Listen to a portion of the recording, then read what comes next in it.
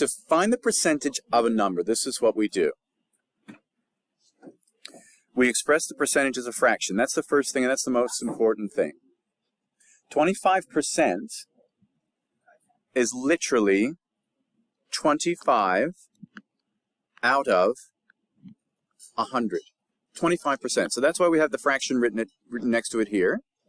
And we want to find out 25% of 60. We change the of, notice I didn't say out of, the word of to a multiplication sign. So we multiply. When you say 25% of something, you are multiplying 25%, 25 out of 100, times that number. And any whole number is itself over 1 as a fraction. I'll show you a couple ways to do this. And then we follow the rules of multiplying fractions. So we can cancel out 10 and make that 6. In fact, we can further cancel out, make that by half and make it 3, and make that 5.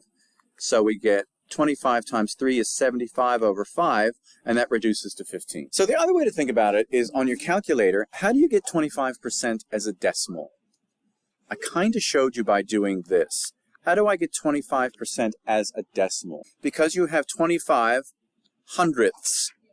That is 25 hundredths. That's right. And on your calculator, if you wanted to do it, you just divide by 100. 25% divide by 100 on the calculator will give you 0.25. And I still want 0.25 of 60. What sign is of? Multiplication sign.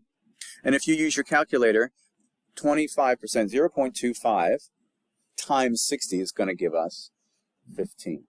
What's the fraction version of 25%? How many 25s are there in 100? 25, 50, that's 2. 75 is 3. No, you were right. And 4. So actually, I could have done this a whole lot easier by reducing that to be 1/4 times 60 over 1. And what is 60 divided by 4? Guess what? It's 15. Same deal. It's the same deal here. So that's all we do. So the percentage of a number is whatever that percent is over 100 times the number itself. So what is 30% of 50? I have to work it out mathematically. So how do I turn 30% into something I can use? 30 out of 100. 30 per 100. Cent means 100. Percent, that's a fraction. That is a picture of a fraction, that percent sign. So you turn it into a fraction. 30 out of 100. Well, that's the same as saying 3 out of 10, isn't it? So let's go 3 out of 10. And what does of become? Times. And how do I make 50 into a fraction? Any number can become a fraction when you put that number over 1.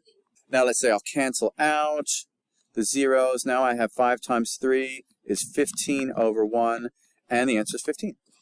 The other way we could do it is turn 30% into a decimal. So what is 30% as a decimal? We divide 30 by 100, 0.30. Do I need to write that 0? So 0.3 times 50, so the calculator will tell us that it's 15. So we can use a calculator for that. Okay, so 15%, how do I turn a percent into a fraction? 15 per 100, which is what cent is. You have 100 cents. It's called a cent because it's like a century is how many years? 100 years. So 15%. What does of become? Multiply by the number itself, by 400, or down here it's 400 over 1.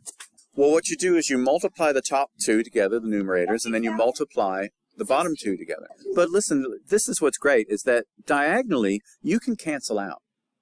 So I can divide both of these by the same number and still get the right answer. So 100 is actually a factor in both of these. So 100 divided by 100 gives me 1. 400 divided by 100 equals? 4. What's 15 times 4? Someone calculated. 60. So that's the number. So 60, therefore, is 15% of 400. So if you use your calculator with 0.15, it would still work out the same answer. So Jackie, she's got $50. We need to figure out if she can afford the Evie jeans, which are $70 with a 25% discount, and the next style jeans, which are $80 and have a 40% discount.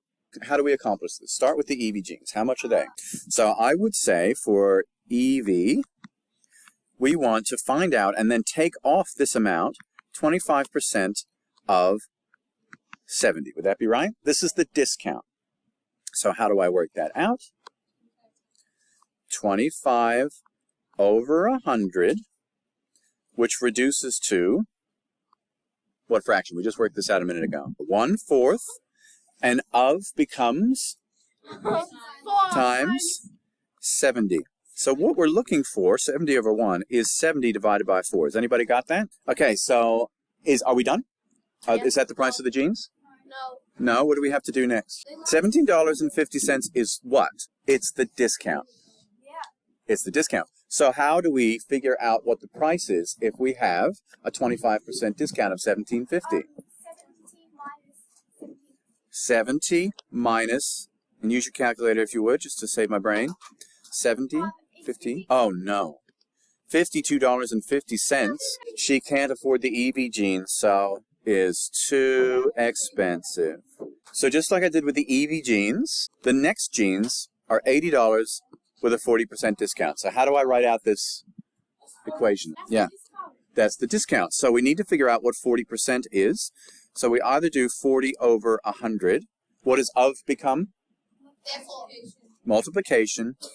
80. Now look, the good news is cancellation. We can cancel diagonally, and we can also cancel from top to bottom. So I can make this 4 out of 10, and furthermore, I can make that reduce to 2 out of 5. Did you see how I did that? If I divide both the top and the bottom number by 10, I take off a 0. I divide them both by 2, I get 2, and I get 5. Times 80. 2 times 80 is 160. 5 times 1 is 5. Somebody calculate 160 divided by 5, and we'll have our discount. $32 is the discount. So now how do we find out the price? Just like we did before, we take the full price, and we subtract the discount of $32, and what does that leave us with? Aha! Good news, Jacqueline. You can afford the next jeans.